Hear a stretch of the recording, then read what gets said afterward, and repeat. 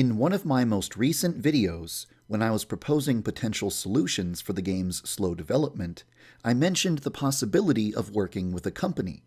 During this part of the video, I portrayed companies as evil, greedy entities that would steal money from me, take full possession of Yandere Simulator, and censor the game. It was a bad idea to portray companies like this, because not every game developer or game publisher is like that. The language that I used to describe companies in my previous video probably had a strong effect on the poll where I asked people what they wanted me to do. Let me take a moment to talk about companies in a non-biased way. Not every company is an evil, greedy monster that is going to treat its partners unfairly. Some companies have a lot of bad stories associated with them, but other companies have a good reputation for being fair to their partners and never screwing anyone over. Some companies don't want to do any more work than necessary, but other companies are known for providing lots of support to their partners and for genuinely helping out in every way they can. Over the past 2 weeks, I've spent a lot of time speaking with a company that has experience developing games, publishing games, and also working together with struggling developers to help them finish their games. This company has a very good reputation among indie devs, and their name came up numerous times when I asked other developers to recommend a good company to work with. When I asked people for their opinion on this company, nobody was able to tell me a single negative thing about them. This company is named tinyBuild. You may recognize them as the publisher of Hello Neighbor and numerous other games. After I uploaded a video expressing the difficulties I was having with Yandere Simulator's development, tinyBuild reached out to me and offered to help. Some of the people who work for tinyBuild are fans of the game and would love to work on it. Even the CEO's wife is a fan of the game. To be honest, I've had my eye on this company for a while, and I was secretly hoping that tinyBuild senpai would notice me one day.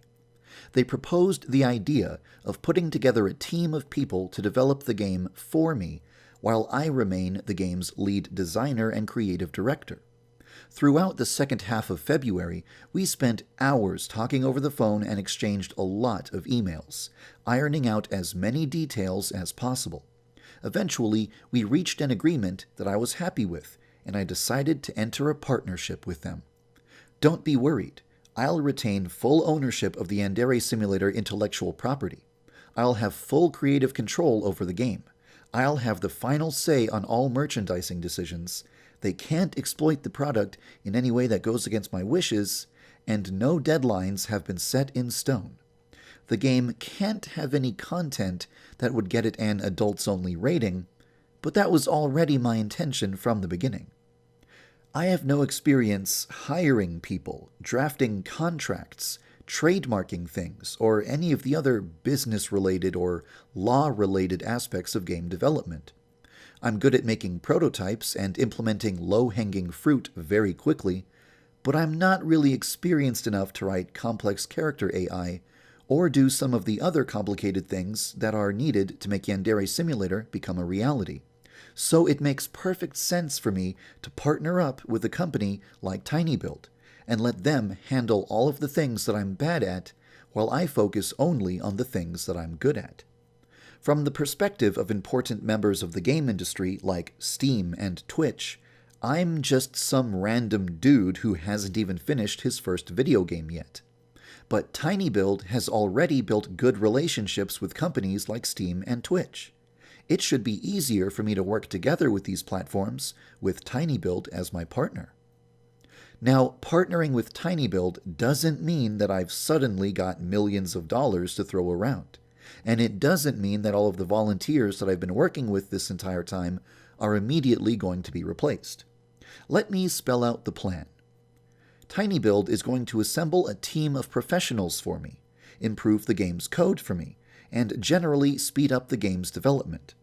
They've agreed to invest a specific amount of money just to set things in motion, but they can't single-handedly finance the entire game. We still need to raise money for the game's development. This was already part of the plan even before tinyBuild got involved, so this doesn't change anything in that regard.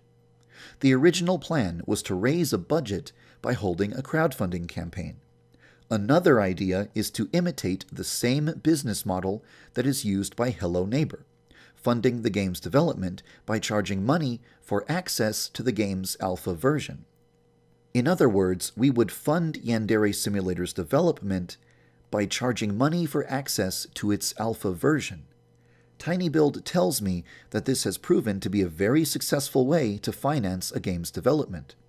Yandere Simulator's alpha would cost about half as much as Hello Neighbor's alpha, and buying the alpha version would give you full access to the full version once the game is complete. The scope of Yandere Simulator will be determined by the size of its budget.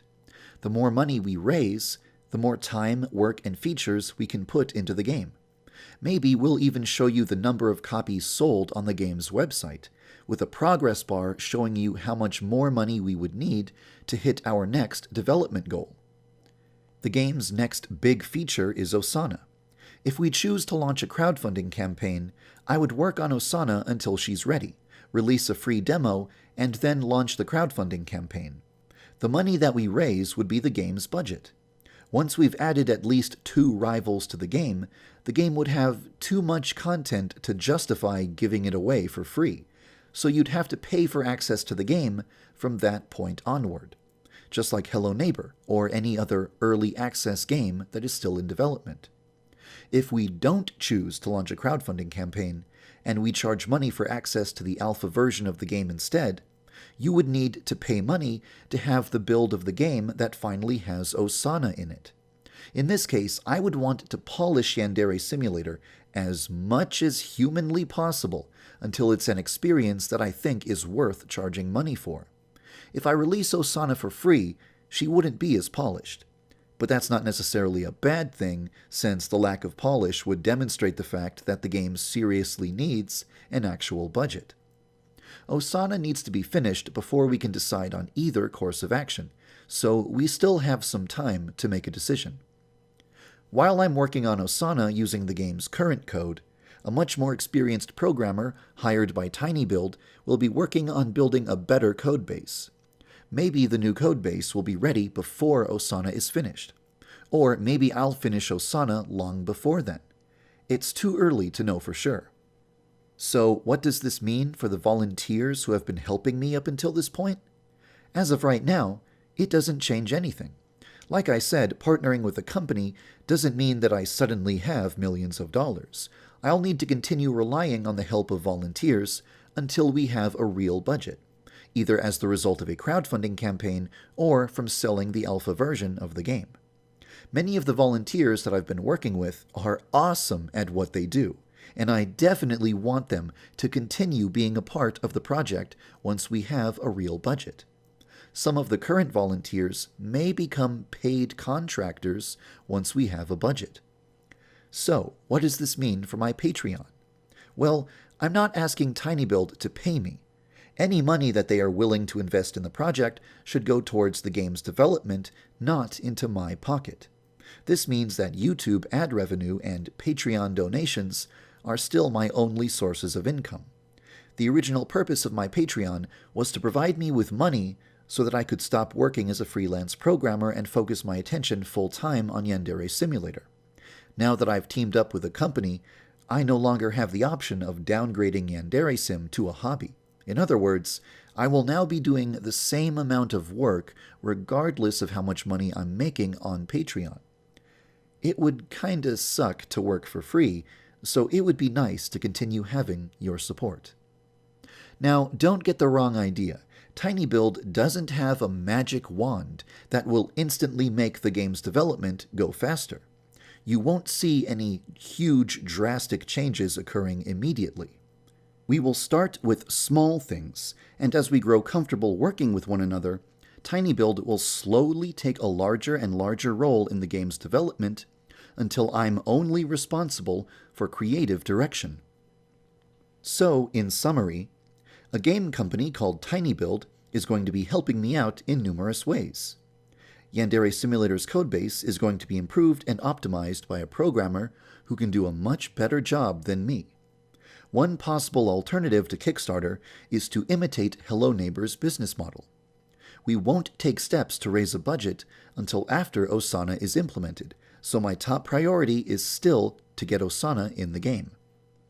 I still want to work together with all of the current volunteers and potentially include some of them in the final development team once we have a budget. That's everything that I have to say for now. I hope you'll be rooting for tinyBuild as we work together on the game. As always, thank you for following the development of Yandere Simulator.